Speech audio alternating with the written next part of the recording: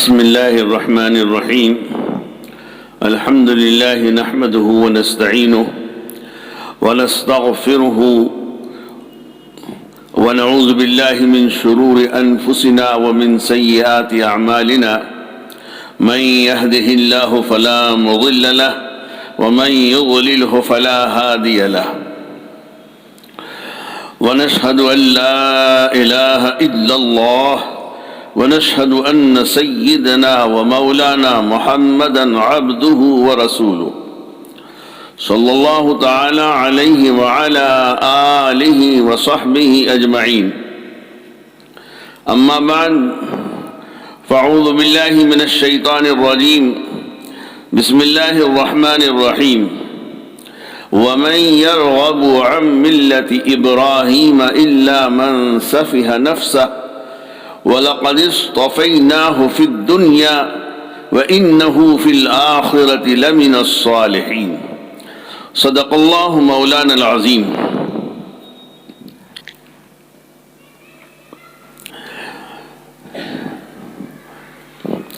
مذہب اسلام اللہ سے تعلق قائم کرنے کا ذریعہ ہے. مذہب اسلام جو اللہ نے مجھے، آپ کو اور پوری امت مسلمہ کو عطا فرمایا ہے اور ساری انسانیت کے لیے عطا کیا ہے، اس اسلام کے ذریعے سے بندہ اپنے پیدا کرنے والے خالق و مالک سے، رب سے تعلق جوڑ سکتا ہے. اور وہ رب سے تعلق جوڑنے کے لیے ہی اللہ رب العالمین نے اسلام جیسی عظیم نعمت عطا فرمائی.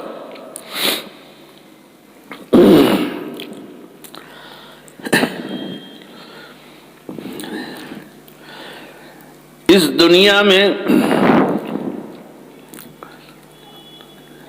اللہ تبارک و تعالیٰ نے اپنے ساتھ تعلق قائم کرنے کے لیے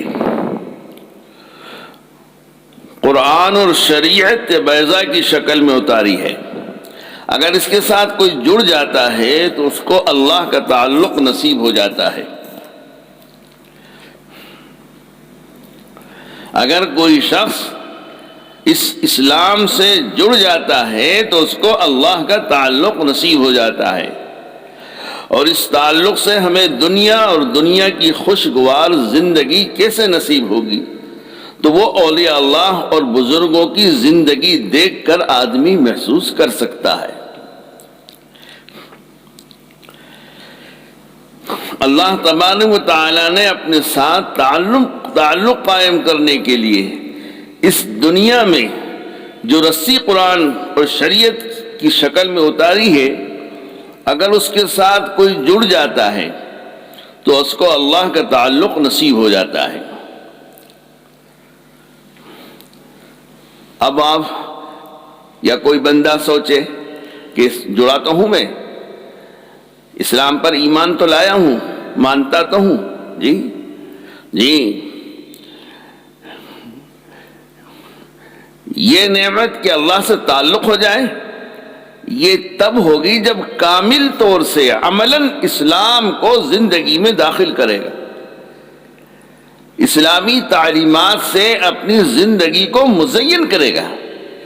کوئی عمل، زندگی کا کوئی گوشہ اس تعلیمات اسلام سے خالی نہ ہو، اس سے دور نہ ہو. پوری زندگی تعلیمات اسلامی کے سانچے میں ڈھلی بھی ہو، اسی کے ذریعے سے اللہ کا تعلق حاصل ہو جائے گا. اس وقت ہم مسلمان ہیں، اسلام پر ایمان ہے، مانتے ہیں، لیکن اس کے باوجود اللہ سے قرب کے بجائے بعد ہے، قریب ہونے کے بجائے دور ہے. اس لیے کہ تعلیمات اسلامی کو، اس سب کو ہم نے پسے پشت پیٹھ کے پیچھے ڈال رکھا ہے.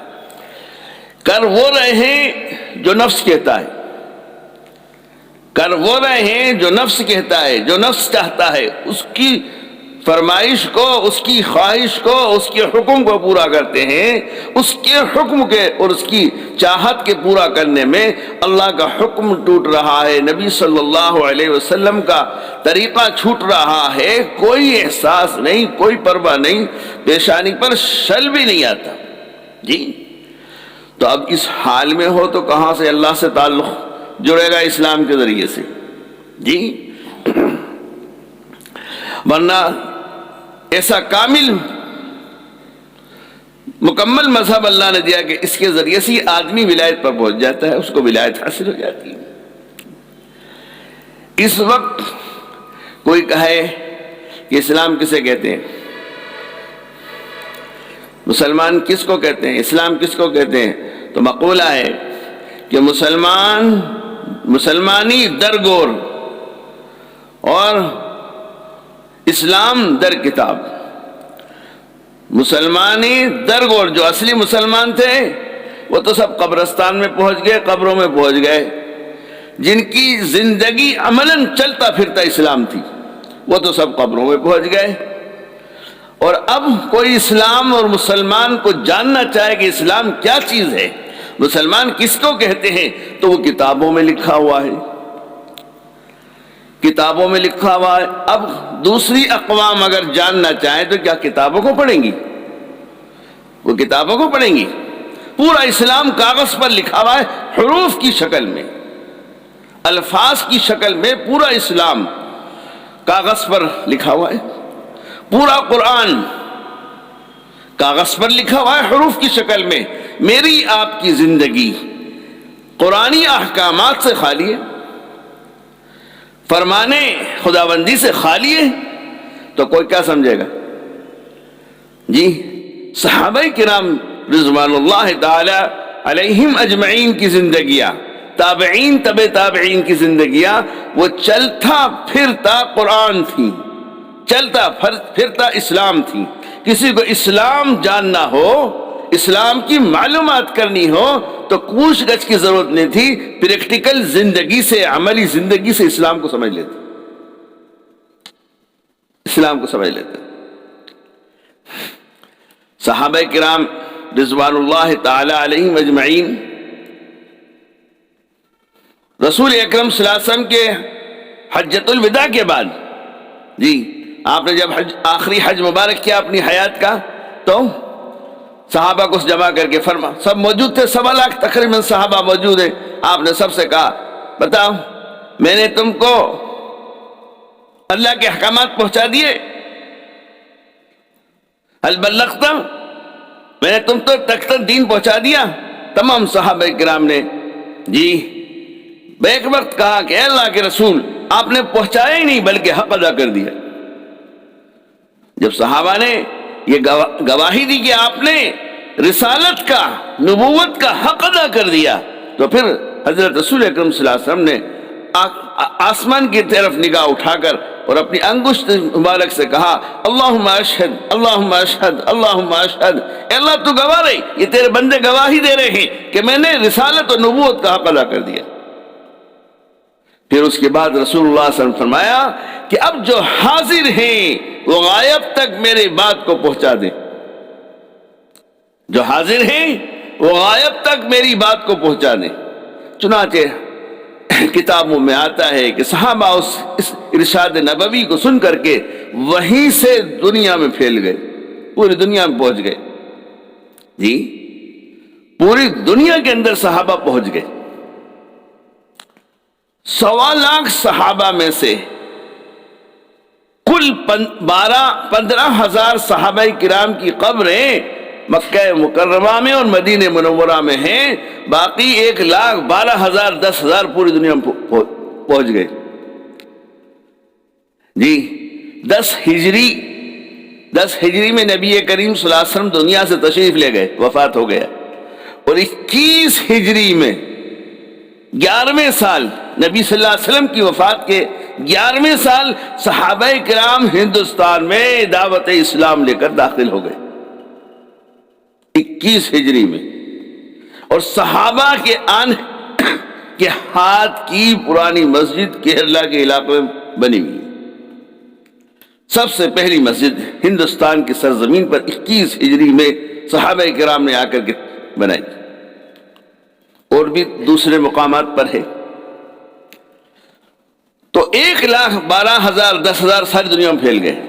اب صحابہ تو کوئی اس زمانے میں کالج اور یونیورسٹی اور مدرسے سے نہیں، اس کے پڑھے لکھے لوگ تھے، اب جس ملک میں گئے وہاں کی زبان تو جانتے نہیں تھے. کتنی سیرت صحابہ میں یہ چیز ملتی ہے کہ وہاں تشریف لے گئے لیکن وہاں کی زبان ہی نہیں جانتے, تو اب تبلیغ کیسے کریں گے, کیا سمجھائیں گے؟ جو بولیں گے وہ وہاں کے لوگ سمجھیں گے نہیں, چونکہ ان کی زبان ہی نہیں ہے. وہ ان کی زبان نہیں جانتے, یہ ان کی زبان نہیں جانتے. لیکن وہاں اسلام پھیلا, لوگ ایمان لائے. کیسے آئے؟ صحابہ کی طرز زندگی کو, ان کے اعمال کو دیکھ کر کے وہ متاثر ہوتے تھے اور اس پر کلمہ پڑھتے تھے اور مسلمان ہوتے تھے عملی زندگی سے.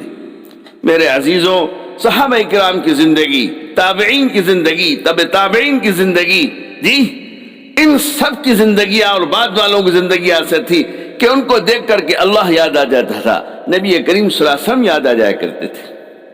آج میری آپ کی زندگی کو دیکھ کر کے کسی کو اللہ یاد آتا, کسی کو نبی یاد آتے ہیں؟ جی چونکہ زندگی ایسی ہے ہی نہیں. جب اتنے حضرت 633 ہجری میں حضرت خواجہ معین الدین چشتی اجمیری کی وفات ہوئی, تو کتنے سال بعد؟ جی تقریباً 613 سال بعد, نبی صلی اللہ علیہ وسلم کی وفات کے 613 سال بعد حضرت خواجہ معین الدین چشتی کی وفات ہوئی. جی تو قریب 550 سال بعد دنیا میں آئے, 550 سال کے بعد. لیکن زندگی کیسی پاکیزہ تھی, پوری زندگی عمل مذہب اسلام کی تعلیمات پر تھی. حضرت خواجہ معین الدین چشتی اجمیری علیہ الرحمہ کو دیکھ کر کے 90 لاکھ غیر ایمان والوں نے خواجہ صاحب کے ہاتھ پر کلمہ پڑھا, ایمان لائے, مسلمان 90 لاکھ. تو آج کوئی اسلام کو جاننا چاہے تو میری تمہاری زندگی سے, میرے تمہارے اخلاق سے, میرے تمہارے معاملات سے, میری تمہاری تجارت سے, میری تمہاری زراعت سے, میری تمہاری شادی بیاہ سے, میری تمہاری موت و غمی سے, ان چیزوں سے کوئی اسلام کو نہیں سمجھ سکتا, نہیں پہچان سکتا. نہیں اسلام کی تبلیغ کر رہی ہیں یہ تمہاری ہماری چیزیں. سمجھے آپ, جو وہ کر رہے ہیں وہ ہم کر رہے ہیں. ایک غیر ایمان والا بازار میں بیٹھا ہوا تجارت کر رہا, وہ بھی کم تول رہا, مسلمان بھی کم تول رہا, وہ بھی جھوٹ بول رہا, یہ بھی جھوٹ بول رہا. جی وہ بھی ملاوٹ کر کے بیچ رہا ہے, یہ بھی ملاوٹ کر کے بیچ رہا ہے, وہ بھی گالی بک رہا ہے, یہ بھی گالی بک رہا ہے, اس کی بھی عورتیں بے پردہ ہیں, یہ بھی بے پردہ ہے. فرق کیا؟ تو وہ دیکھتا ہے کہ اس میں کیا فرق ہے. شاید یہی اسلام ہے. ہماری غلط روش سے, بددینی والی زندگی سے آج اس یہاں تک نوبت پہنچ گئی کہ غیر اقوام مذہب اسلام سے نفرت کرنے لگے, مسلمان سے نفرت کرنے لگے. اتنی انتہا کو پہنچ گئے کہ مسلمان سے نفرت کی جا رہی ہے. مسلمان کو اپنے محلے میں مکان دینے کو تیار نہیں, اپنے یہاں ملازم رکھنے کو تیار نہیں, اپنے محلے میں کوئی مسلمان آ کر کے سودا بیچے اس کے لیے تیار نہیں, اور دلوں میں گنجائش نہیں کہ نہیں ہمارے محلے میں مسلمان نہیں آئے گا اور نہیں بیچے گا, چلو نکلو یہاں نہیں بیچنا. اس حال پہ آ گئے. کیوں؟ زندگی تعلیمات اسلام سے خالی پڑی ہوئی ہے. جو وہ کر رہے ہیں وہ ہم کر رہے ہیں. خالی داڑھی رکھ لی, ٹوپی رکھ لی, کرتا شلوار پہن لیا, تو اس کے کیا ہے؟ پوری اخلاقی زندگی, معاملاتی زندگی, معاشرتی زندگی, تجارتی زندگی, یہ تو سب کافروں کی طرح ہے, یہ تو سب تعلیمات اسلام سے خلاف ہے. جی خالی تمہاری میری داڑھی ٹوپی سے کوئی متاثر نہیں ہوگا, پوری عملی زندگی سے متاثر ہوگا. آج ضرورت ہے اس بات کی کہ ہم عملی زندگی انسانیت کے سامنے پیش کریں. اس کے اندر وہ اللہ نے کشش اور جاذبت رکھی ہے, یہ عملاً پیش ہوگی تو قلوب انسانی خود بخود اس کی طرف کھینچے چلے آئیں گے. اللہ جل جلالہ نے اپنے احکامات میں, مذہب اسلام میں اور سنت نبوی کے اندر مقناطیس سے زیادہ کشش رکھی ہے. جیسے مقناطیس لوہے کو اپنی طرف کھینچتا ہے, ایسے ہی تعلیمات اسلامی, تعلیمات نبوی, ارشادات نبوی, طریقہ نبوی, یہ بھی قلوبوں کو چھوتا ہے اور وہ قلوب کو اپنی طرف کھینچتا اور مائل کرتا ہے, بشرطے کہ وہ پیش تو ہو, وہ عملاً انسانیت کے سامنے پیش تو ہو.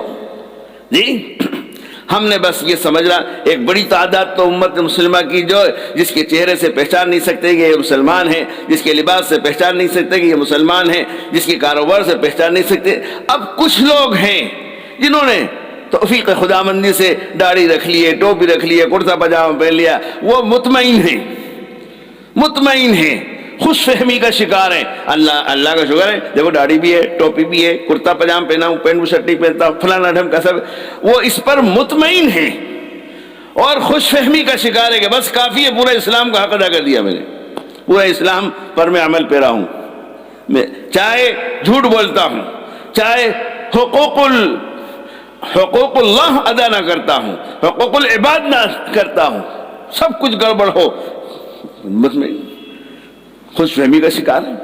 میرے عزیزوں، پوری زندگی جب اسی لیے قرآن نے کیا کہا دوسرے پارے میں سورہ بقرہ کی، جی دیکھیے 25واں رکوع غالباً اللہ کہہ رہے ہیں یا ایھا الذین آمنوا ادخلوا فی السلم کافہ، اے ایمان والو پورے کے پورے اسلام میں داخل ہو جاؤ. کیا بھائی مفتی صاحب یہی ترجمہ ہے؟ زور سے بولو، یہ سب سنے. یہ اللہ ہم سے مطالبہ کر رہا ہے، یہ ڈیمانڈ ہے اللہ کی مجھ سے، تم سے، تمام ایمان والوں سے. یا ایھا الذین آمنوا، ایمان والوں کو مخاطب کر کے اللہ کہہ رہا ہے یا ایھا الذین آمنوا ادخلوا فی السلم کافہ، پورے کے پورے اے ایمان والو، اے اپنے آپ کو ایمان والا کہنے والو، اے اپنے آپ کو مسلمان کہنے اور سمجھنے والے، پورے کے پورے اسلام میں داخل ہو. تمہاری تجارت اسلامی تعلیمات پر، تمہاری غمی اسلامی تعلیمات پر، تمہارا اخلاق، تمہاری معاشرت، تمہارا رہن سہن، جو کچھ ہو سب کے سب اسلامی تعلیمات سے مزین ہو، اس سے آراستہ ہو، کوئی گوشہ، کوئی عمل تعلیمات اسلام سے خالی نہ ہو. اب میں بھی اپنے آپ سے پوچھوں تنہائی میں بیٹھ کر، آپ بھی پوچھئے کہ کیا واقعی میں پورا اسلام میں داخل ہو گیا ہوں؟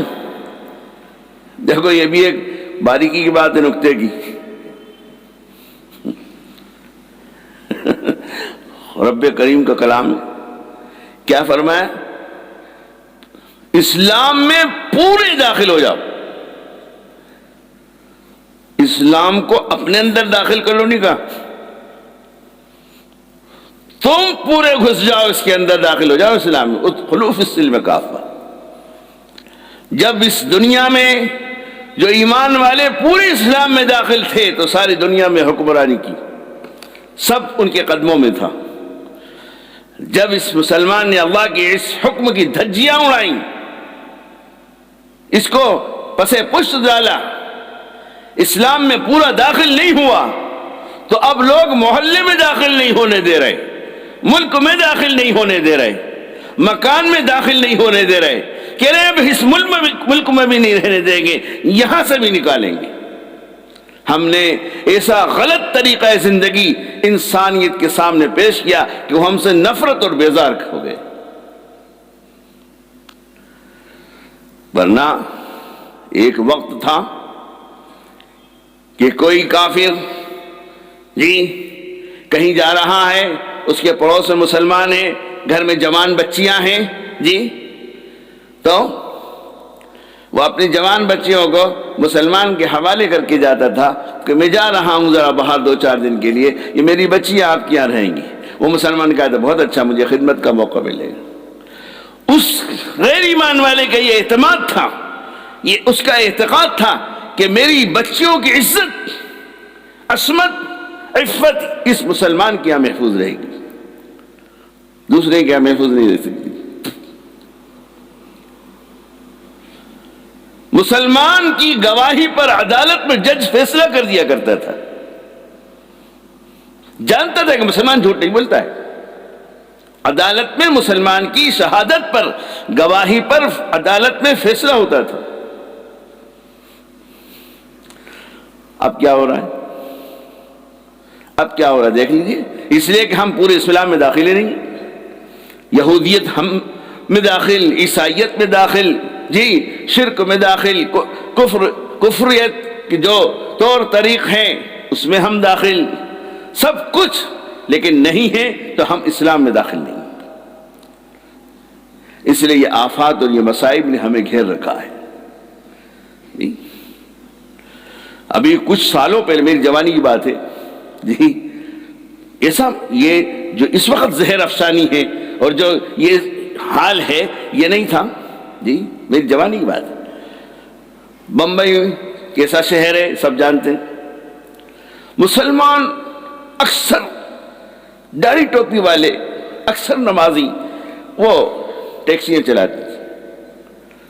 باہر کے مسافر آتے تھے تو وہ کھڑے ہو کر کے انتظار کرتے تھے، دیکھتے تھے کہ کوئی مسلمان داڑھی ٹوپی والا نظر آئے، ہم اس کی گاڑی میں بیٹھ کر جائیں گے، اس کی گاڑی میں بیٹھ کر کے جائیں گے، ہم محفوظ اپنے منزل پر پہنچ جائیں گے، دوسرے کا کوئی اعتبار نہیں۔ بمبئی ہے یہ، میرے جوانی کی بات کی، میری سنی ہوئی اور دیکھی ہوئی ہے۔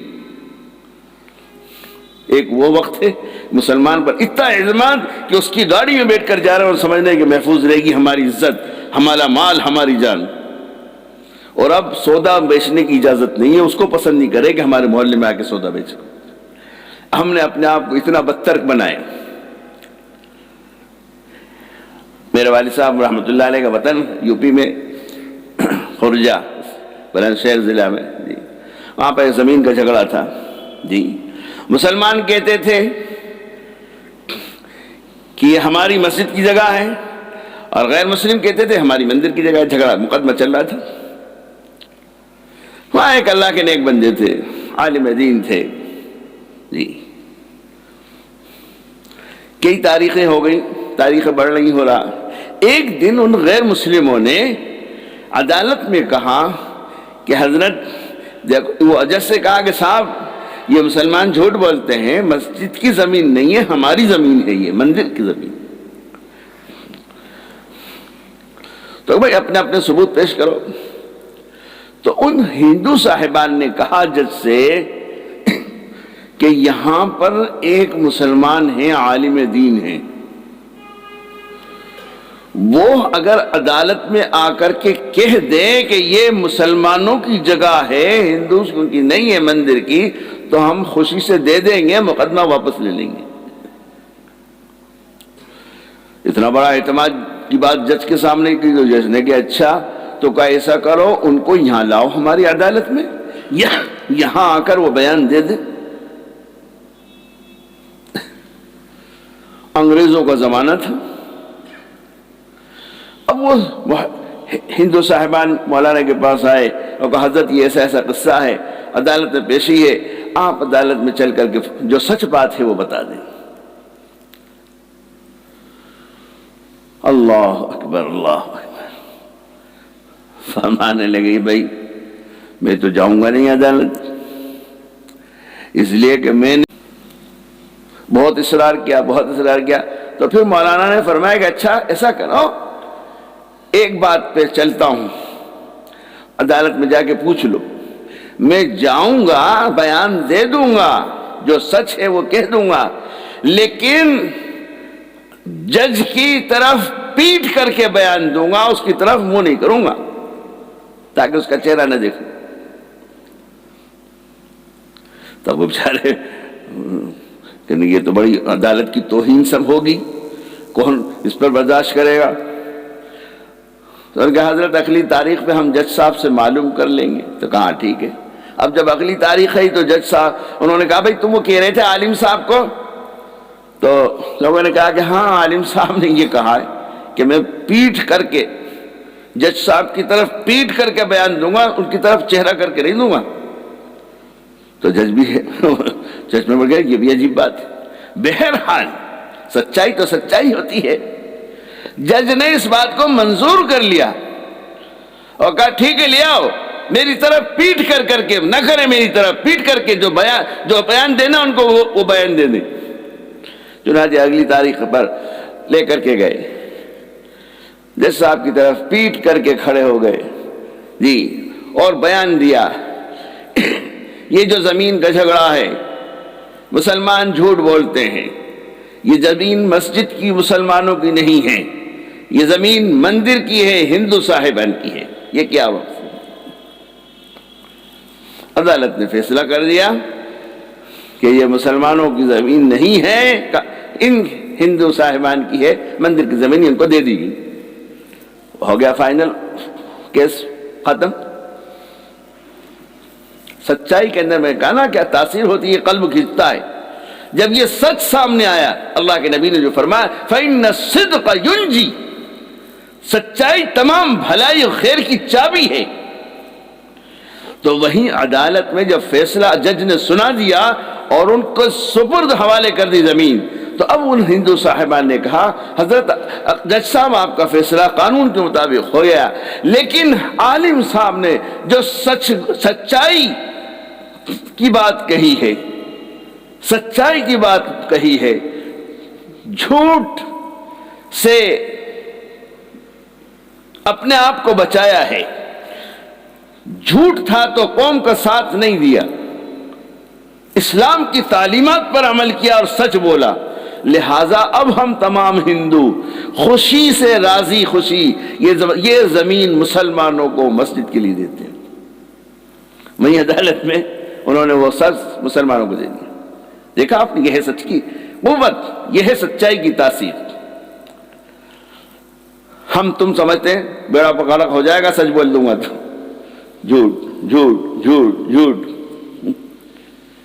تو اللہ رب العالمین نے یہ سچائی کے اندر، اسلام مذہب اسلام کے اندر، تعلیمات اسلام کے اندر وہ کشش رکھی ہے کہ قلوب اس کی طرف کھنچتے ہیں، بشرطے کہ ہم اس کو پیش کریں۔ تو بہرحال اب 33 منٹ تو اسی میں ہو گئے، اسی کی تمہید میں، بیان تو پڑھنا ہی باقی۔ اسلام اللہ سے تعلق قائم کرنے کا ذریعہ ہے۔ اس دنیا میں اللہ تبارک و تعالیٰ نے اپنے ساتھ تعلق قائم کرنے کے لیے اس دنیا میں جو رسی قرآن اور شریعت کی شکل میں اتاری ہے، اگر اس کے ساتھ کوئی جڑ جاتا ہے تو اس کو اللہ کا تعلق نصیب ہو جاتا ہے، اور اس تعلق سے ہمیں دنیا اور دنیا کی خوشگوار زندگی کیسے نصیب ہوگی؟ تو وہ اولیاء اللہ اور بزرگوں کی زندگی دیکھ کر آدمی محسوس کر سکتا ہے۔ جی اگر اس اللہ کی رسی کے ساتھ کوئی جڑ جاتا ہے تو اس کو اللہ کا تعلق نصیب ہو جاتا ہے، اور اس تعلق سے ہمیں دنیا کی خوشگوار زندگی کیسے نصیب ہوگی؟ آدمی جا رہے ہیں ملا بن جاؤں گا، بیٹے کو عالم بنا دیا، مفتی بنا دیا، قاری کیا بنے گا؟ مسجد کا لوٹا بنے گا، 2-4-5 ہزار روپے ملیں گے، اور کیا جھک مارے گا، ساری زندگی روئے گا اور ٹھوکرے کھائے گا۔ ٹھیک ہے چھوڑو، کیسے ہم زندگی گزاریں گے، کیا ہوگا فلاں؟ تو وہ فرما رہے ہیں کہ ہمیں اللہ سے اس اسلام کے صدقے میں جو اللہ سے تعلق ہمیں نصیب ہوگا، اللہ سے جو تعلق جڑے گا، اس تعلق سے ہمیں دنیا اور دنیا کی خوشگوار زندگی کیسے نصیب ہوگی، اس کو تو اگر دیکھنا ہے تو وہ اولیاء اللہ اور بزرگوں کی زندگی دیکھ کر آدمی محسوس کر سکتا ہے۔ بلاؤ یہ اولیاء اللہ اتنے گزرے بھیک مانگے کٹورے لے کے، لوگوں سے سوال کرتے تھے، مانگتے تھے، لوگ خوشامد کرتے تھے اور ٹھکرا دیتے تھے، ٹھکرا دیتے تھے، نہیں قبول کرتے تھے۔ کامل استغنا کے ساتھ، کامل استغنا کے ساتھ دنیا میں زندگی بسر کری۔ استغنا کے ساتھ کیا؟ کسی کی طرف توجہ نہیں، کسی کو للچائی بھی نگاہ سے دیکھنا ہی نہیں، کسی کی جیب پہ نگاہ ہی نہیں، کسی سے امید ہی نہیں کہ یہ مجھے کچھ دیں گے، یہ میرا کام بنا دیں گے، کسی سے مانگنا ہی نہیں، کچھ نہیں، مانگ اللہ سے، بس سب معاملہ اللہ سے۔ کسی شان سے زندگی بسر کیے۔ اب بھی دیکھ لو جتنے اولیاء کرام مشائخ اعظام موجود ہیں، کیا بھیک مانگ رہے ہیں؟ جی کیسی عزت کے ساتھ، کیسے شان کے ساتھ، سکون کے ساتھ زندگی، اور مختلف چیزیں ضروریات زندگی کی اللہ نے ان سب کو عطا کی، ان سب کے پاس موجود ہے۔ یہ ہمارے ایمان کے ضعف کی علامت ہے جی، کہ ہم سمجھتے ہیں کہ ہم اگر یہ ایسے بن گئے تو پھر ہمارا کیا ہوگا۔ بہت سارے لوگ تو بیچارے اپنے آپ کے مسلمان ہونے کو چھپاتے ہیں کہ میرا پتہ چل جائے گا یہ مسلمان ہیں تو میرے سے لین دین اور فروخت، خرید و فروخت بند ہو جائے گی۔ ہمارے بچپن میں ایک صاحب ٹھیلے پہ سبزی بیچتے تھے، ہم ابا کے پاس پڑھتے تھے دکان پر، تو وہ نکلتے تھے تو والد صاحب سلام کیا کرتے، آتے جاتے والوں کو درست کر، تو وہ جواب ہی نہیں دیتا. ایک دن والد صاحب نے کہا کہ بھائی تم سلام کا جواب کر دیتے ہو, میں سلام تم کرتا ہوں. کہ آپ سلام مت کرا کرو, میرے سے ہندو مسلمان سب خریدتے ہیں, میں سلام کا جواب اس لیے دیتا ہوں کہ ہندوؤں کو پتہ چلے گا کہ یہ مسلمان ہے تو میرے سے سودا خریدنا بند کر دیں. وہ اس زمانے میں تو ایسا زہر نہیں تھا جواب ہے جی. پتہ چلے گا کتنے لوگ داڑھی نہیں رکھتے, پتہ چلے گا میں مسلمان ہوں جی. یہ ہمارے ضعف ایمان کی بات ہے جی, ضعف ایمان کی بات ہے. تو اولیاء اللہ اور بزرگ زندگی دیکھ کر آدمی محسوس کر سکتا ہے. اسلام آنے سے پہلے اس دنیا میں انسان بہت ہی پریشان اور بہت ہی ضلالت اور گمراہی کی وادیوں میں بھٹک رہا تھا. زناکاری, بدکاری, عیاری, فحاشی ایک طرح کا آئیڈیل بن چکا تھا. کمزوروں پر ظلم و ستم, بالادستی کی انتہا ہو چکی تھی. آپسی لڑائی, قتل و قتال, جنگ و جدال اور خون ریزی ان کا شیوا بن چکا تھا. معبود حقیقی کی عبادت چھوڑ کر معبودان باطلہ کی پوجا ہی ان کا مذہب بن چکا تھا. یہاں تک کہ اس دنیا کے سب سے پاک اور پوتر گھر خانہ کعبہ میں 360 مورتیاں رکھی ہوئی تھی. ایسے وقت میں اللہ تبارک و تعالی نے اپنے محبوب نبی محمد رسول اللہ صلی اللہ علیہ وسلم کو بھیج کر یہ آواز لگوائی کہ تمہیں اس دنیا میں بھی فلاح و بہبود اور آخرت میں بھی فلاح بہبود حاصل ہوگا اگر تم اللہ تبارک تعالیٰ کو ایک معبود مان کر اور اس پر ایمان لا کر زندگی گزارو گے. کس ماحول میں نبی کریم صلی اللہ علیہ وسلم کی تشریف آوری ہوئی, کس ماحول میں, کیسا ماحول تھا؟ سنیے. اسلام آنے سے پہلے اس دنیا میں انسان بہت ہی پریشان, بہت ہی ضلالت, گمراہی کی وادیوں میں بھٹک رہا تھا. زناکاری, بدکاری, عیاری, فحاشی ایک طرح کا آئیڈیل, ایک نمونہ بن چکا تھا. کمزوروں پر ظلم و ستم اور بالادستی کی انتہا ہو چکی تھی. آپسی لڑائی, قتل و قتال, جنگ و جدال, خون ریزی ان کا شیوا بن چکا تھا. معبود حقیقی کی عبادت چھوڑ کر معبودان باطلہ کی پوجا ہی ان کا مذہب بن چکا تھا. معبود حقیقی کو چھوڑ کر جی معبودان باطل کی پوجا ہی ان کا مذہب بن چکا تھا. یہاں تک کہ اس دنیا کے سب سے پاک اور پوتر گھر خانہ کعبہ میں 360 مورتیاں رکھی ہوئی تھی. ایسے وقت میں اللہ تبارک و تعالیٰ نے اپنے محبوب نبی حضرت محمد رسول اللہ صلی اللہ علیہ وسلم کو بھیج کر یہ آواز لگوائی کہ تمہیں اس دنیا میں بھی فلاح, کامیابی, ترقی اور آخرت میں بھی بھلائی, کامیابی اور ترقی حاصل ہوگی اگر تم اللہ تبارک تعالیٰ کو ایک معبود مان کر اس پر ایمان لا کر زندگی گزارو. ایک اعلان نے کفر میں آگ لگا دی. نبی صلی اللہ علیہ وسلم کا یہ اعلان سارے لوگوں کو بہت ہی گراں گزرا, ناگوار گزرا, برا لگا, بہت بھاری پڑا. بس اب کیا تھا, دوست دشمن ہو گئے. ان کی قربتیں جی رشتہ داری عداوت دشمنی میں تبدیل ہونے لگی. اپنا قبیلہ اور خاندان خوخوار بھیڑیے کی شکل اختیار کرنے لگا. رفتہ رفتہ پورا مکہ اور عالم کفر جنگ و جدال اور قتل و قتال کے لیے آمادہ ہو گیا. بعض کفار قریش نے تو حد ہی کر دی اور یہاں تک کہہ دیا کہ اگر آپ کو حکومت اور سرداری چاہیے, حضور سے کہا کہ اے محمد بن عبداللہ اگر تم کو تو اس وجہ سے یہ کر رہے ہو, ہمارے معبودان کو برا کہہ رہے ہو, 360 معبود کا انکار قرار کر ایک معبود کی بات کر رہے ہو, اگر تم اس لالچ میں کرتے ہو کہ حکومت چاہیے, سرداری چاہیے تو ہم حکومت بھی دے دیں گے, آپ کو حسین و جمیل لڑکیاں چاہیے تو وہ بھی ہم دے دیں گے, لیکن آپ یہ کام چھوڑ دو, ایک معبود کا پیغام مت سناؤ, 360 بات معبودوں کا جو چل رہا ہے اسی کو چلنے دو. تو وہ نبی آخر الزمان صلی اللہ علیہ وسلم تھے, دنیا دار تو تھے نہیں جی. کیسی ابھی سنا نا کہ کرامت عداوت میں بدل گئی, رشتہ داری عداوت. اب حضور کے سگا چچا ابو لہب, حضور اکرم صلی اللہ علیہ وسلم کی 2 بیٹیاں ابو لہب کے 2 بیٹوں کی نکاح میں تھی, لیکن جب اعلان نبوت اور پیغام خداوندی سنایا, ابو لہب نے اپنے بیٹوں کو کہا یہ محمد کی دونوں بیٹیوں کو طلاق دو ان کو, یہ ہمارے معبودوں کو برا کہہ رہا ہے.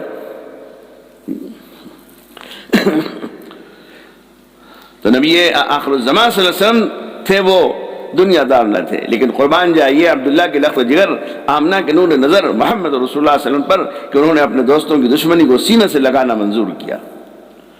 آج ہم اسلامی تعلیمات پر عمل کر کے سوچتے کہ یار کیا میں کب بگاڑ لوں، کب دشمنی لوں، ٹھیک ہے یہ کر لو. شادی کر رہے ہیں، پیٹ بھر کے اللہ کے حکم کو توڑ رہے، نبی کی سنت کو چھوڑ رہے. کیا کروں صاحب، مجبور ہوں، بیوی مانتی نہیں، بچے نہیں مان رہے، خاندان والے نہیں مان رہے، جی گھٹنے ٹیک دیے. سب کچھ وہ ہو رہا ہے اسلامی تعلیمات کے خلاف، طریقہ نبوی کے خلاف، سب کچھ ہو رہا شادی میں. اچھے اچھے جن پر چھاپ لگی ہے، دینداری کی مہر لگی ہے، ان کا کہہ رہا ہوں میں، عام پبلک کا نہیں. بیٹی کی شادی کر رہے ہو جی، بارات کو کھانا کھلانے کا کوئی طریقہ ہی نہیں اسلام میں. رسول اللہ صلی اللہ علیہ وسلم کی سیرت میں کہیں ہے ہی نہیں کہ بیٹی والا کھانا کھلائے.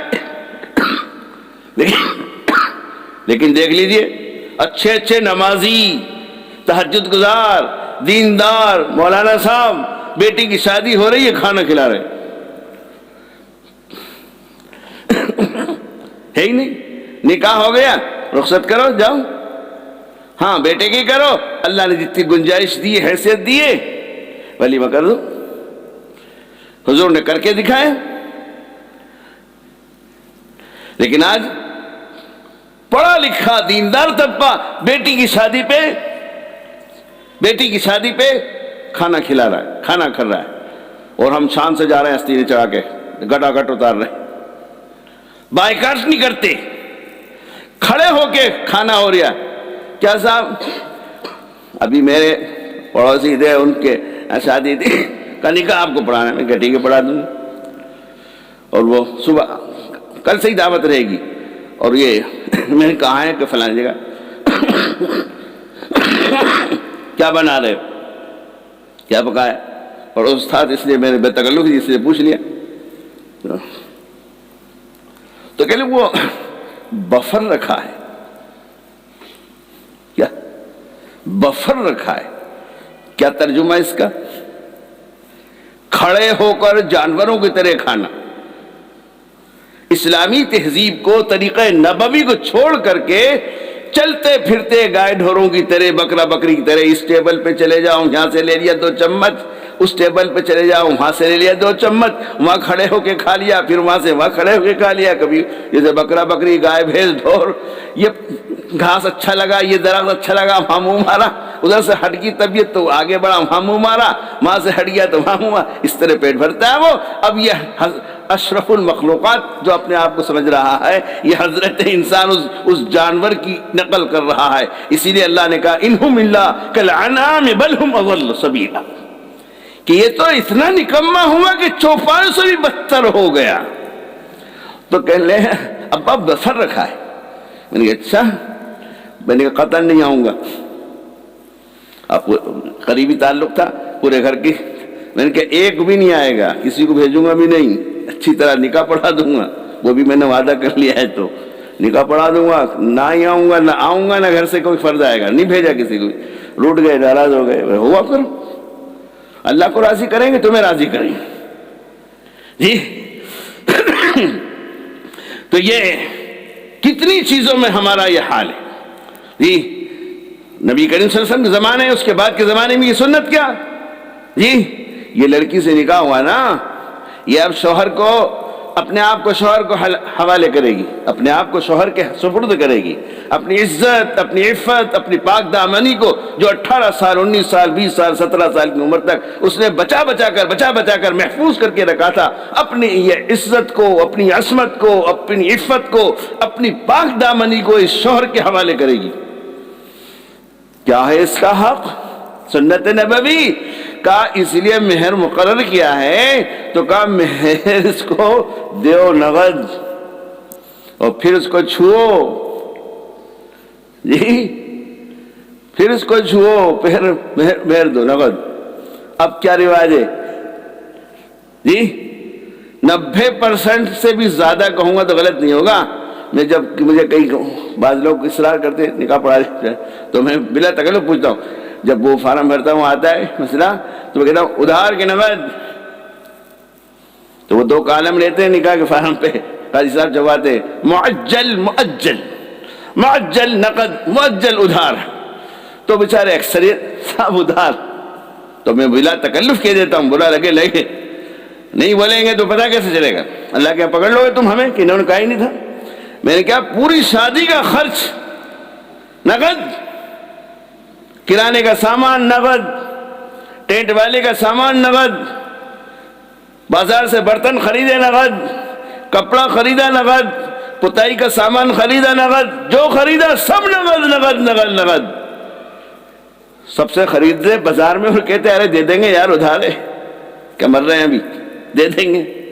پتہ چل جاتا کوئی دیتا سودا 2 لاکھ لگاتا کہ چل پہلے پیسے رکھ اس کے بعد سودا لے۔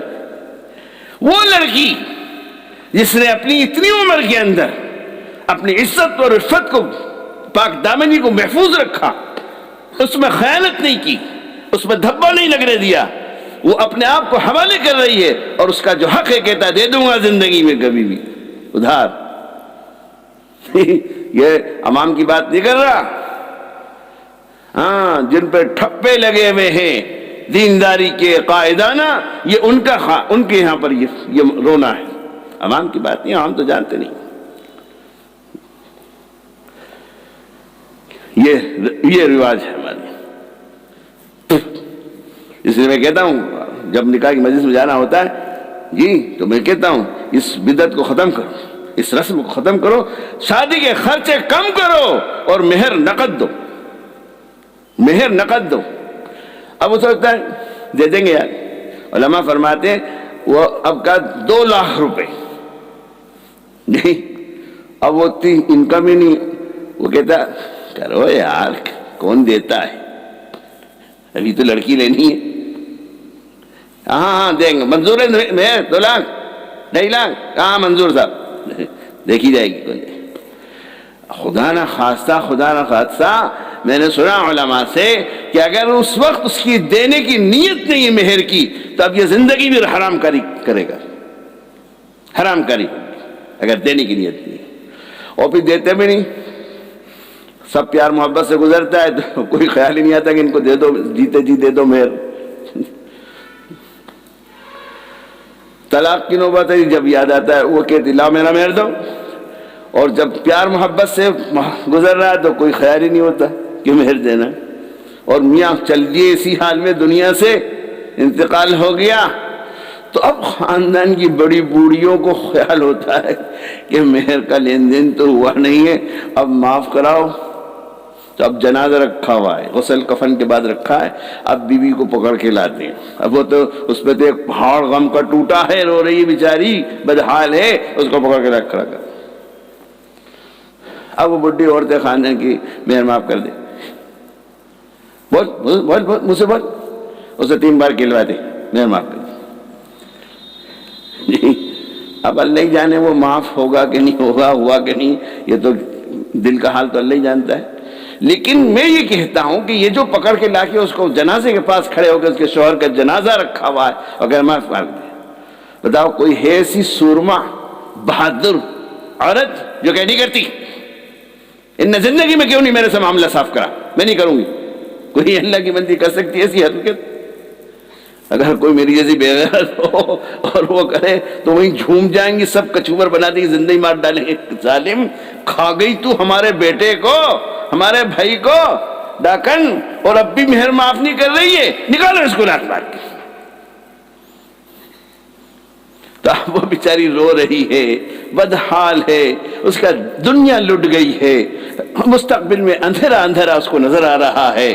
اب اس سے کہہ رہے میں کر، تو وہ کیا کہی ہے ٹھیک ہے معاف کر، رو رہی بیچاری۔ اب اس کو اصرار ہے کہ نہیں بول، زبان سے بول۔ اب وہ کس کیفیت سے بول رہی ہے تو اللہ جانے وہ جانے، وہ معاف ہوا کہ نہیں ہوا۔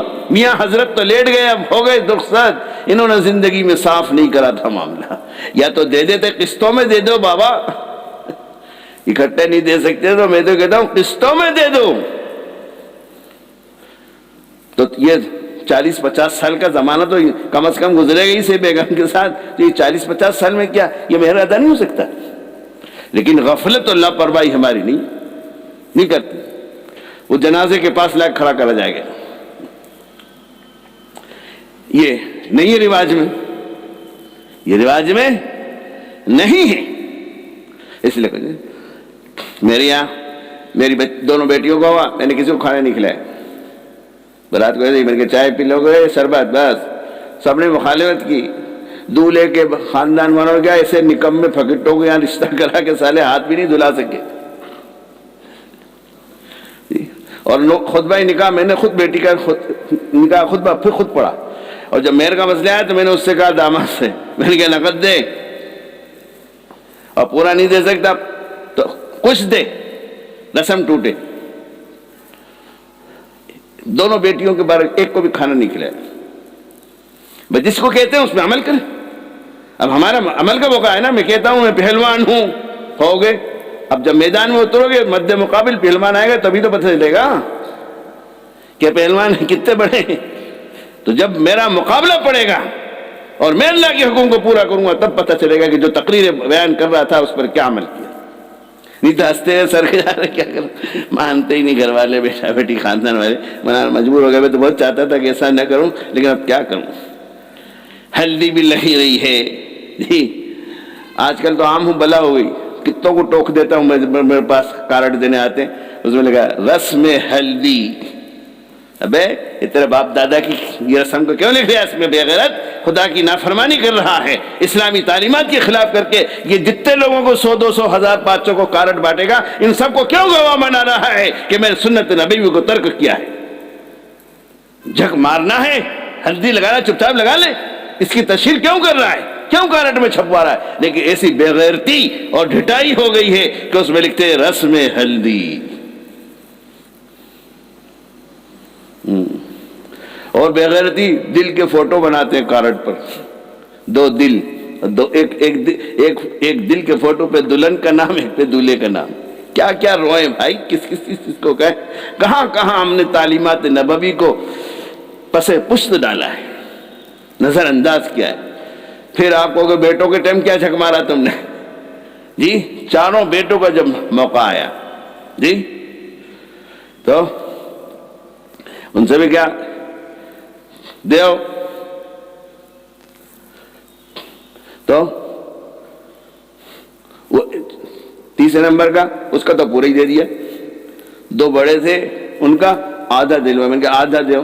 جب لڑکی کے پاس اقرار کے لیے گئے تو اسی وقت آدھی رقم دلوائی ان کو، جاؤ دے۔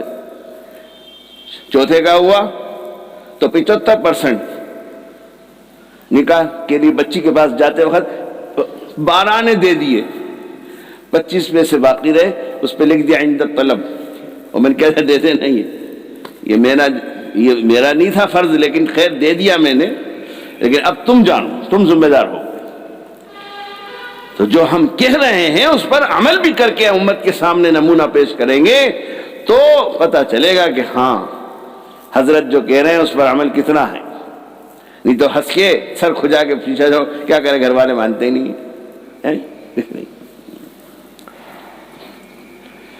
دہیز نہیں جی، دہیز بھی نہیں لینا چاہیے، اس کو بھی منع کرو۔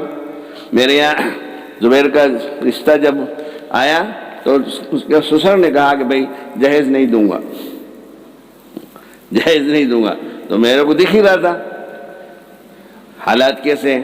میں نے کہا کوئی ضرورت نہیں، کوئی مطالبہ نہیں، کوئی مطالبہ نہیں، لڑکی دے رہے یہی بہت بڑی نعمت ہے، منع کر دیا، منظور کر لیے، ہو گیا۔ پوری گرہستی کا سامان اس کے گھر کا جو ہمارے گھر میں تھا اس میں سے دے دیا، باقی اور ضرورت پڑی تو بازار سے خرید کے لا کے اس کو میں نے دیا، کئی ہزار روپے کے برتن لا کر اس کو دیے، لیکن سسرال والوں سے مطالبہ نہیں کیا۔ اور تم اور میں تو ایسے ہی گھر تلاش کرتے ہیں، زیادہ مال کہاں سے ملے گا۔ کوئی غریب کا ہو، ارے پھٹکیا دے گا کیا، یہ نہیں ہوا یار، پسند نہیں آیا، دوسری جگہ جائیں گے۔ اور پھر کیا کہتے ہیں، ہم تو وہ ہے نا، ہمارے مطلب کا دین، مطلب کی سنت کو اپناتے ہیں، جس کو کہتے ہیں نا میٹھا میٹھا حق، کڑوا کڑوا تھوک۔ تو جہاں اپنا مفاد ہوتا ہے وہاں سنت یاد آتی ہے اور حضور کی زندگی یاد آتی ہے۔ کہتے ہیں مولانا کیا اتنا وہ بکتے ہو، کہتے ہو ارے حضور نے بھی تو فاطمہ کو دیا تھا جہیز،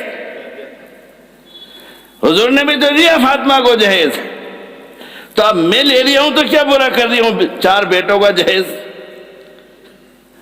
مکان اسی حساب سے بناتا ہے کہ 4 بیٹوں کا جہیز آئے گا، اتنے بڑے دیوان آئیں گے، کولر آئے گا، فریج آئے گا، فلانا ڈھمکا، اس حساب سے بناؤ روح۔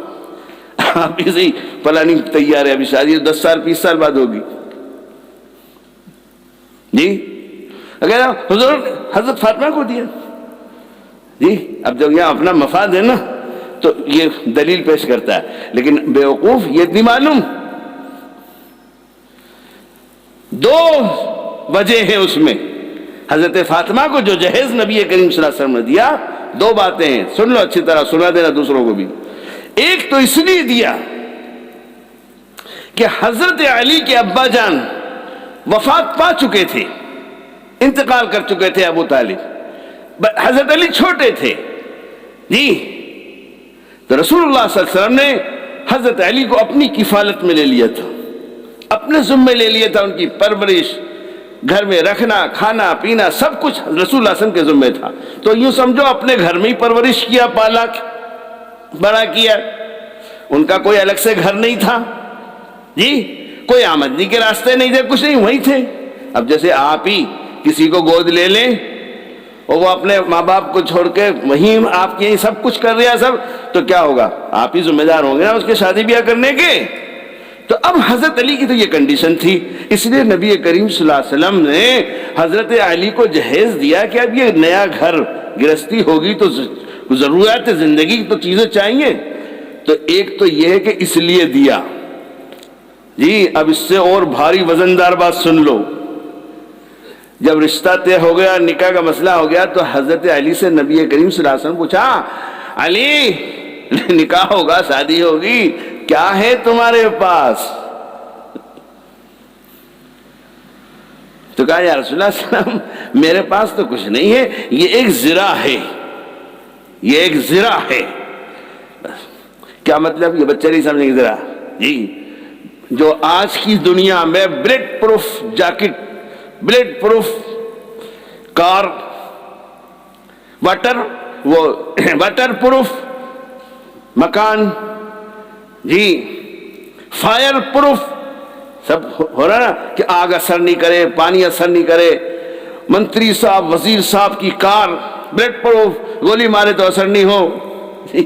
تو ایسے اس زمانے میں تو یہ سب تھا نہیں، اس زمانے میں زرہ پہنی جاتی تھی، میدان جہاد میں جاتے تھے تو ایسا لباس ہوتا تھا کہ وہ اس کو پہن لیتے تھے تو دشمن تیر مارے، تلوار مارے تو بدن پر چوٹ نہیں آتی تھی، وہ اس کے اوپر اثر ہوتا تھا، اس کو زرہ کہتے ہیں۔ تو رسول اللہ صلی اللہ علیہ وسلم نے پوچھا، علی تمہارے پاس کیا ہے؟ شادی ہو رہی ہے، نکاح ہو رہا ہے، کیا ہے؟ تو کہا رسول اللہ میرے پاس یہ زرہ ہے۔ اچھا، تو کہا جاؤ اس کو بیچ کے آؤ۔ ایسا بھی سوزر ہو کہ داماد جس کو بن رہا ہے اس کے پاس کچھ نہیں ہے تو کہہ رہے ہیں یہی بیچ کے آؤ جو ہے۔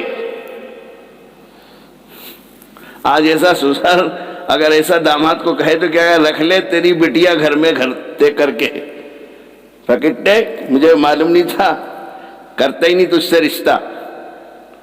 تو کہا جاؤ علی بیچ کے آؤ، 400 میں بیچ کے آئے۔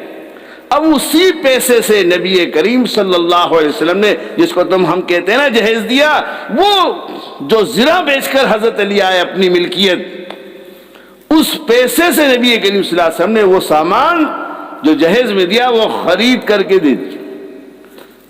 لو اب تم اگر ایسا جہیز دے سکتے ہو تو دے دو بابا، تو سنت ادا ہو جائے گی جی۔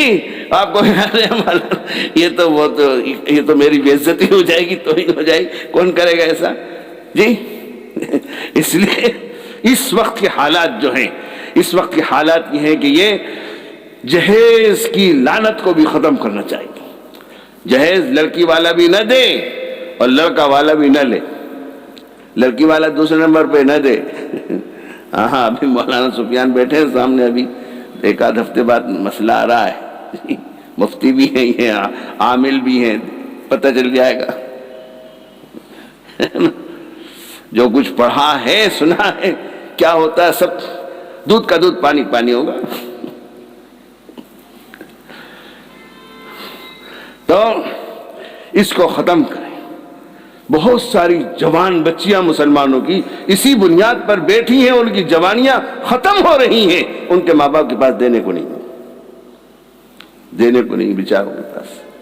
اس کو ختم کرو، اور بیٹی کی شادی میں کھانا کرنے کی بھی رسم بند کرو، اس کو بھی بند کرو، چائے پانی پلاؤ اور روانہ کرو۔ ہاں بیٹے کا ہو تو اپنی حیثیت کے حساب سے ولیمہ کرو۔ اور تیسری بات، مہر ادھار بند کرو، نقد دو مہر بچیوں کو، دوسرے شادی کے خرچ کم کرو، مہر نقد دو۔ اس کو عام رواج میں لائیے۔ ایک سنت پر آپ عمل کریں گے 100 شہیدوں کا ثواب ملے گا۔ دیکھو جس کے دل میں یہ ٹھان لے کہ مجھے تو اللہ کے نبی کی سنت پر عمل کرنا ہے، قرآن و حدیث کے احکامات پر عمل کرنا ہے، کتنا ہی بڑا آدمی ہو آسان ہے۔ اور میں نہیں ٹھانے تو مولوی صاحب کے لیے مشکل ہے، سر کھجا کے ہنس کے چھوڑ دیں گے، گھر والے نہیں مان رہے۔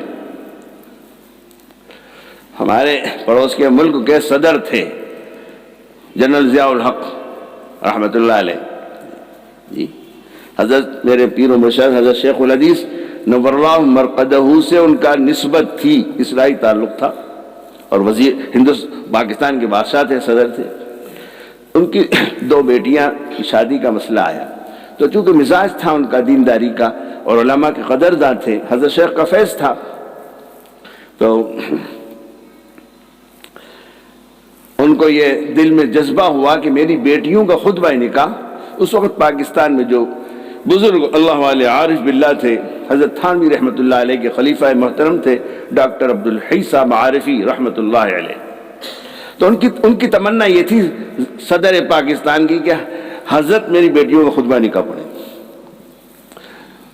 چنانچہ گئے ان حضرت کی خانقاہ پر اور جا کر دعوت پیش کی، تو حضرت نے کہا بھئی آپ کی شادی میں اور نکاح میں آنا تو بڑا مشکل مسئلہ ہے، بادشاہ کے یہاں کی شادی کیسی ہوگی، اور ہم تو اس کے پابند نہیں ہیں، اور میرے تو شرائط ہوتے ہیں، وہ شرائط پوری ہوتی ہے تو جاتا ہوں، نہیں تو نہیں جاتا، کوئی بھی ہو، چاہے خاندان کا کوئی فرد ہو۔ حضرت تھانوی رحمۃ اللہ علیہ کے یہاں بھی شرائط لکھے ہوئے ہوتے تھے، جب کوئی دعوت پیش کرتا تھا تو وہ پرچہ دیتے تھے، دیکھو یہ منظور ہیں، یہ سب کر سکتے ہو تو قبول ہے، نہیں ہے تو جائیے۔ تو حضرت تھانوی کی جو خلفاء تھے ان کا بھی یہی مزاج تھا، چنانچہ میں حضرت ہردوئی گیا ایک مرتبہ، حضرت تھانوی کے خلیفہ تھے حضرت محی السنہ حضرت مولانا شاہ ابرار الحق صاحب رحمۃ اللہ علیہ، ان سے درخواست پیش کی، مسکرایا، میں نے اصرار کیا تو حضرت نے بیگ میں سے وہ پرچہ نکالا، شرائط کہا اور میرے کو تھما دیا، یہ پڑھ لیجئے، اس کے بعد پھر بات کریے، پھر دعوت دیجیے۔ اب اس میں بعض چیزیں ایسی تھی جو میرے بس کی نہیں تھی، تو وہی حضرت ڈاکٹر عبدالحی صاحب عارفی رحمۃ اللہ علیہ نے جنرل ضیاء الحق کو یہ انہوں نے آنکھ بند کرے کہا حضرت سب منظور، سب منظور، لیکن بس درخواست یہ ہے کہ آپ کی تشریف آوری ہو اور بچیوں کا خطبہ نکاح پڑے۔ کہ بھائی دیکھو جمے رہی ہو، نہیں تو گیٹ سے واپس آ جاؤں گا، تمہاری بے عزتی ہوگی اگر تمہاری چوکھٹ سے واپس آ گئے تو۔ کہ نہیں حضرت ایسا نہیں ہوگا، ٹھیک ہے۔ اب وہ تاریخ آئی، وہ وقت آیا تو ضیاء الحق صاحب نے اپنی گاڑی بھیج دی لینے کے لیے، گئے آئے، گاڑی دروازے پہ رکی تو یہ کتاب میں چھپا ہی۔ چنانچہ جب حضرت پہنچے وہاں پر تو نہ کوئی پنڈال بنا تھا، نہ ڈیکوریشن تھا، نہ کوئی میوزک تھا، نہ کوئی بھیڑ بھڑک کا ہجوم تھا، کچھ نہیں۔ حضرت گاڑی سے اترے، تشریف لے گئے، کمرہ تھا، حال تھا، 20-25 لوگ بیٹھے ہوئے تھے، حضرت تشریف لے گئے، بیٹھے، کوئی کچھ بھی لگتا ہی نہیں کہ شادی ہے، لگتا ہی نہیں کہ شادی ہے۔ تمہارے میرے یہاں مہینہ 15 دن پہلے سے شور شرابہ ہنگامہ، حضرت کیا شادی ہو رہی ہے، حضرت کیا شادی، پتہ ہی نہیں، کوئی علامت ایسی نہیں کہ پتہ چلے کہ ضیاء الحق صاحب کی یہاں شادی ہو رہی ہے، اور کون ہے؟ پورا ملک کا خزانہ اس کے ہاتھ میں۔ حضرت بیٹھے، دیکھا سب، حضرت کو خوشی ہوئی، پھر تھوڑی دیر حضرت نے بیان فرمایا اور اس کے بعد خطبہ نکاح پڑھا، خطبہ نکاح ہو گیا، دعا ہو گئی، دعا کے بعد چائے پانی شربت وغیرہ ہوا، حضرت اٹھے اس سے پہلے ہی جو لڑکے والے تھے ان سے کہا بھائی لے جائیے، رخصتی کر رہا ہوں۔ حضرت کے اٹھنے سے پہلے ہی بچیوں کو رخصت کر دیا، بداگی ہوئی۔ کون؟ ایک ملک کا حکمراں، بادشاہ۔ میں نے عرض کیا نا، جب دل پہ ٹھان لے کہ مجھے اللہ کو خوش کرنا ہے، نبی کو خوش کرنا ہے، دنیا چاہے برا کہے، دنیا والے روٹھ جائیں کوئی پرواہ نہیں، اللہ نہ روٹھے، نبی نہ روٹھے مجھ سے، تو پھر وزیر اعظم کو اور صدر مملکت کو اس پر عمل کرنا آسان ہے۔ اور اگر یہ نہ ہو تو پھر پیارے ہم جیسے پھکٹے نکموں کو بھی کہتے ہیں بڑا مشکل ہے صاحب، یہ تو ہاتھ میں انگارے رکھنے کے برابر، مولانا کہاں کر سکتے ہیں، تو بڑے لوگوں ہی کام ہے۔ بس اللہ ہمیں سمجھ عطا فرمائے، یہ دل میں پیدا ہو جائے کہ نبی کی بات کو پورا کرنا ہے، اللہ کے حکم کو پورا کرنا ہے، اللہ کو راضی کرنا ہے۔ اللہ راضی ہو گیا، میرا دنیا آخرت میں بیڑا پار ہو جائے گا۔ نبی راضی ہو جائیں گے، خوش ہو جائیں گے، میرا دنیا آخرت میں بیڑا پار ہو جائے گا۔ اور اگر اللہ ناراض ہو گیا، رسول ناراض ہو گیا، چاہے ساری دنیا مجھ سے راضی ہو، لیکن میرا بیڑا غرق ہو جائے گا۔ بس اسی لیے جو آج کی مجلس کا عنوان تھا، جس کو میں پورا نہیں کر سکا، ایک باتیں آتی گئی میں کہتا گیا کہ اسلام اللہ سے اپنا تعلق جوڑنے کا ذریعہ ہے۔ اب بتائیے جنرل ضیاء الحق نے یہ اسلام کی تعلیمات پر عمل کیا تو اللہ سے تعلق ہوگا کہ نہیں ہوگا؟ بولے، اللہ سے قریب ہوں گے کہ نہیں ہوں گے؟ اللہ کے قرب ہوگا کہ نہیں ہوگا؟ اور ہم پیٹ بھر کے اس شادی کے اندر نافرمانی کر رہے ہیں، گناہ کر رہے ہیں، بتاؤ اللہ سے بعد ہوگا کہ نہیں ہوگا؟ اللہ سے دور ہوں گے کہ نہیں ہوں گے؟ میرے دوستوں، مجھے ایک اور بات یاد آ گئی۔ ہندوستان کے مفتی اعظم تھے حضرت مفتی محمود صاحب گنگوئی رحمۃ اللہ علیہ، میرے شیخ کے خلیفہ اجل تھے، اور حضرت مولانا سید ارشاد احمد صاحب حضرت تھانوی کے خلیفہ تھے۔ حضرت مفتی صاحب تو بہت نرم مزاج کے تھے، ضبط کرنے والے، پینے والے، اور حضرت تھانوی کی جو خلیفہ تھے حضرت مولانا سید ارشاد احمد صاحب رحمۃ اللہ علیہ، وہ بڑے جلال تھے، ذرا سا کوئی خلاف شریعت ہو تو برداشت نہیں ہوتا تھا، فوراً برس جاتے تھے۔ تو وہاں حیدرآباد میں جج تھے، انہوں نے حضرت کو، ان دونوں حضرات کو اپنی بیٹی کی نکاح کے لیے دعوت دی۔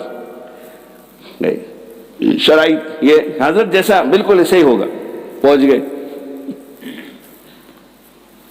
اب جج صاحب کا مکان تو بنگلہ بہترین، سب انتظام ہو گئے، دو پلنگ، ایک پر حضرت مفتی اعظم، ایک پر حضرت مولانا، لیٹے۔ تھوڑی دیر بعد تو مولانا کی نگاہ پڑ گئی دیوار پہ، بس بگڑ گئے، اٹھ کے بیٹھ گئے۔ خادم تھا، کہا جاؤ جج صاحب کو بلاؤ۔ آئے، اور اتنا اللہ نے خوبصورتی دی تھی مولانا کو، اتنا حسن تھا، نور تھا کہ جب جلال آتا تھا تو یہ گال ٹماٹر کی طرح چمکتے تھے، سرخ ہو جاتے تھے۔ میں نے دیکھا خوب اچھی طرح، خوب ان کے بیانات میں اللہ نے حاضری کا موقع دیا۔ تو اب وہ جلال آ گیا، خلاف شریعت بات دیکھ لی، جج صاحب کو بلائے، آئے، جج صاحب سے کہا، اب پوچھ رہے کیا ہے آپ کے یہاں؟ تو اب وہ جج صاحب بھی حیرت پڑ گئے کہ اب میں نے بلایا، کہ بلایا، بتایا سب، اب پوچھ رہے کیا ہے؟ تو کہا حضرت بیٹی کی شادی ہے، بیٹیوں کی شادی ہے، نکاح ہے۔ اچھا اچھا، آپ خوش ہیں؟ کہا جی ہاں خوش ہوں۔ آپ کی بیوی خوش ہیں؟ آپ کی پوری فیملی خوش ہے؟ آپ کے پورے عزیز و اکرامہ سب خوش ہیں؟ ہاں خوش ہیں۔ آپ کے پڑوسی خوش ہیں؟ ہاں سب خوش ہیں۔ دوست احباب خوش ہیں؟ آپ کے گھر کے ملازم خوش ہیں؟ صفائی والا خوش ہے؟ حضرت سب خوش ہیں۔ فرمایا سب خوش ہیں، اللہ کا نبی ناراض ہے۔ گاڑی کا انتظام کرو، ابھی جائیں گے ہم۔ اب ایک دم چمک گئے بیچارے کہ حضرت کیا ہو گیا، بیچارے دھوجنے لگے، حضرت گستاخی کیا ہو گئی، مجھے محسوس نہیں ہو رہا، پتہ نہیں کہ یہ تصویر لٹک رہی ہے آپ کے گھر میں، یہ تصویر لٹک رہی۔ جس گھر میں تصویر ہوتی ہے اللہ کے نبی نے فرمایا اس میں رحمت کے فرشتے نہیں آتے۔ انہوں نے فون اٹھایا، پڑھا کہ حضرت گستاخی ہو گئی، معافی بات ہے۔ دیکھو تمنا تھی طلب تھی کہ عمل کرنا، تو اس کو پھاڑ کے ٹھکانے لگا دیا، لیکن کہا کہ آپ تشریف رکھیں۔ یہ ہوتا ہے کہ سب خوش اور اللہ کے رسول ناخوش۔ ہماری تمہاری شادیوں میں بھی ہوتا ہے، سارے خوش، وہ بھنگن جھاڑو دینے والی، لیٹرنگ باتھ روم صاف کرنے والی بھی خوش ہے، وہ بھی انعام دے رہے ہیں اس کو، وہ بھی انعام مانگ رہی ہے جی۔ لیکن اللہ کے نبی کو سوچے، سب تمہارے پنڈال پر اور جازم پر شریک ہیں، اور نبی صلی اللہ علیہ وسلم کو دھکے دے کے گیٹ کے باہر کر دیا جاتا ہے۔ آپ کی سنت کی کوئی گنجائش نہیں میرے پنڈال میں، میرے مکان میں، آپ کے طریقے کی کوئی گنجائش نہیں میرے پاس جی۔ باہر، گھر سے باہر پھینک دیا جاتا ہے، دھکا دے کے نکال دیا جاتا ہے۔ یہاں اجین کا میرا دیکھا ہوا بات ہے، اجین میں ایک بڑے رئیس تھے، تاجر تھے، وہ بھی علماء کی قدردان تھے، تو وہی مولانا ارشاد احمد صاحب رحمۃ اللہ علیہ کو بلایا، بیٹی کا نکاح تھا، آ گئے۔ وہ سب جانتے تھے کہ اس طرح سے، اب وہ نکاح بارات آ گئی، نکاح تو حضرت آ گئی بارات، نکاح کے لیے تشریف لے چلے، تو کہا کوئی بےہودہ کام سے نا خلاف سنت تو نہیں ہے؟ کیا نہیں ہے؟ کہ دولہا کس حال میں ہے؟ تو کسی نے کہا جی حضرت سیرا باندھے ہوئے۔ اچھا، کہا وجہ اے بھائی پڑھوا لو نکاح، میں نہیں آؤں گا، ماں آپ کی جازم پر اور پنڈال میں نہیں آؤں گا، میں خلاف سنت کام کیا ہے، سہرا سنت نہیں ہے، نہیں آؤں گا میں، پڑھا لیجیے کس سے۔ اب بلایا ہے، خرچہ اٹھایا ہے، انہی کے گھر میں بیٹھے میں گھر نہیں آؤں، گئے۔ اب کیا کریں، عورتوں کی شریعت علی ہوتی ہے۔ اب کہا کہ بھئی جلدی سے جاؤ سہرا کھولو، حضرت تو ناراض ہو گئے، آئیں گے بھی نہیں۔ اب جو خبر لگی بھائیوں کو کہ سہرا کھلے گا، تو انہوں نے کہے تو بدشگونی ہے، کواڑا ہو جائے گا، نحوست، جانے کیا آفت آ جائے گی، سہرا مت کھولو، نکاح کے بعد کھلتا ہے، یہ تو یہ شریعت ہے ان کی، نکاح کے بعد ہی کھلے گا۔ وہ دوپٹہ رہتا ہے اور اس کے بعد سہرا لٹکا رہتا ہے، منہ چھپا رہتا ہے۔ میرے کو کبھی ہوتا ہے تو میں کہتا ہوں منہ تو کھول لو، ہاں میں کوئی غیر مرد نہیں ہوں، جیسے تم مرد ہو میں بھی مرد ہوں، میرے سے کیا پردہ کر رہے ہو بھائی، اب تو کھول دو ان کا منہ جی۔ آخر وہ صحرا کھولا، تب حضرت تشریف لایا، خطبہ نکاح پڑا۔ میرے پیر و مرشد کے پیر و مرشد حضرت مولانا خلیل احمد صاحب سہارنپور رحمۃ اللہ، ان کو جو تعلق والے تھے وہ لے کر آ گئے میرٹھ میں بیٹے کے نکاح کے لیے۔ حضرت نبی صاحب دیکھو ایسا، ہاں سب حضرت اب وہ دولہے کو غسل وسل ہوا، کپڑے وپڑے لائے کہ حضرت کے ہاتھ سے کپڑے پہنائے جائیں، تو کپڑے اور تو اس نے پہن لیا باتھ روم میں ہی۔ اب اچکن تھا، اچکن وہ اب آپ لوگ سمجھیں گے کہ نہیں سمجھیں بچے، وہ اوپر پہننے کا ہوتا ہے شیروانی سے رنگ، وہ تھا وہ اچکن، تو کہا اچکن حضرت کے دست مبارک سے، تو حضرت کو ہاتھ میں دینے لگے کہ یہ حضرت آپ کے دست مبارک سے۔ دولہا کھڑا ہوا، حضرت کی نگاہ پڑی، چمک رہا تھا، کہا یہ کائے کا ہے؟ کسی نے کہا حضرت ریشم کا ہے، ہاتھ پیچھے کر لیے، چلیے لے جائیے، جو چیز شریعت میں حرام ہے وہ مجھ سے کرواؤ گے؟ مرد کو ریشم کا کپڑا پہننا حرام ہے، ناجائز ہے، جائیے، میں نہیں نکاح میں آؤں گا، نہ یہ پہناؤں گا نہ خطبہ پڑھوں گا نکاح۔ روئے دھوئے معافی مانگی، کہا حضرت یہ اچکن یہ پھینکا، نہیں پہنائیں گے۔ یہ تھے ہمارے اکابر و اسلاف، ہم تم ان کے ٹھیکیدار کہتے ہیں، انبیاء کے وارث ہیں، اور ہمارا عمل کیا ہے؟ ہم کہاں جا رہے ہیں؟ میرے لیے، تمہارے لیے، ہر ایک کے لیے مشعل راہ اور نمونہ زندگی یہ حضرات کی زندگی ہے، اس کو اپنائیں گے بیڑا پار ہو جائے گا، جہاں یہ پہنچے اللہ مجھے تمہیں بھی پہنچا دے گا، اس کو چھوڑ کر کے چلیں گے بھٹک جائیں گے، گمراہ ہو جائیں گے۔ اس لیے ایسی چیزوں سے ہمیں بائیکاٹ کرنا چاہیے جی۔ جہاں بفر کا کھانا ہو چھوڑ دیجئے اس کو، چاہے کوئی بھی رشتہ دار، نہیں آؤں گا میں، تو نے اللہ کے نبی کی سنت کو توڑا ہے، بینڈ باجا بجائے نہیں آؤں گا، میوزک بجا رہی ہے نہیں آؤں گا، ڈسکو ہو رہی ہے ناچ کے نہیں آؤں گا، کرو بائیکاٹ. ہم جیسے داڑھی والے ٹوپی والے چلے جاتے دوسروں کے لیے نمونہ بن جاتا ہے. ارے مولانا بھی جاتے, وہ حافظ صاحب بھی تھے, وہ بھی تھے. انہوں نے کہا ہم کیا غلط کر رہے ہیں. اس لیے میرے دوستو, جس کام میں بھی, جس تقریب میں بھی, جس فنکشن میں بھی اللہ کا حکم توڑا جا رہا ہو, نبی کی سنت کو چھوڑا جا رہا ہو, ہم اس کو بالکل چھوڑ دیں, بائیکاٹ کر دیں. تیرا راستہ الگ, میرا راستہ الگ. ہم روزانہ عشاء کی نماز پڑھتے ہیں, وتر کے اندر اللہ سے اقرار کرتے ہیں وَنَخْلَعُ وَنَتْرُكُ مَنْ يَفْجُرُ. دعائے قنوت پڑھتے کہ نہیں پڑھتے؟ وَنَخْلَعُ وَنَتْرُكُ مَنْ يَفْجُرُ. اے اللہ میں اس کو چھوڑتا ہوں, علیحدہ کرتا ہوں جو تیری نافرمانی کرے. اور گٹا گٹ اس کے در خوب کھانے بیٹھ کر کے خوب مزے سے باتیں کر رہے ہیں, اللہ سے ہر روز عشاء کی نماز میں کہہ رہے ہیں اے اللہ میں اس کو چھوڑتا ہوں, اس کو الگ کر. 2 مرتبہ کہہ رہا ہے, 1 مرتبہ بھی نہیں. وَنَخْلَعُ وَنَتْرُكُ, چھوڑتا ہوں, علیحدہ کرتا ہوں جو تیری نافرمانی کرے. اور اسی گلے میں ہاتھ ڈال کے پھر رہے ہیں. اللہ مجھے بھی سمجھ دے, مجھے بھی سمجھ دے کہ ایسے لوگوں کا ہم بائیکاٹ کر دیں. کوئی ہمارے شریک نہیں. اللہ رسول جس سے ناراض, ہم کیسے خوش ہو سکتے؟ کیا اوقات ہے میری, کیا مجال ہے. اس لیے میرے دوستو, بس یہ میرے خلاصہ یہ ہے, یہ سب غم کی دل کی باتیں ہیں جو میں نے ابھی ابتدا میں کہی تھی کہ کوئی اسلام کو جاننا چاہے تو مسلمانی در گور اور مسلمانی در کتاب.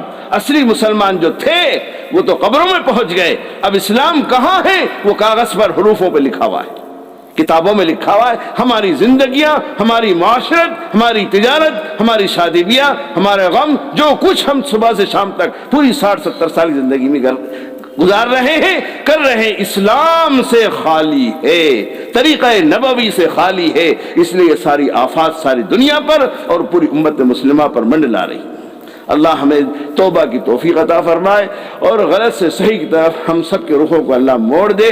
بس یہ اصلاحی مجلس آپ کی اسی عنوان کے لیے ہے, اسی مقصد کے لیے. یہ جو بات ہے میں نے عرض کی, یہ ایسا نہیں کہ میں نے ٹائم پاس کرنے کے لیے, من دل بہلانے کے لیے آپ سے کر لیا, نہیں. یہ اس لیے کہہ رہا ہوں, اس لیے کہی جا رہی ہے کہ میں خود بھی ان چیزوں پر عمل کروں اور آپ سننے والے بھی اس پر عمل کریں.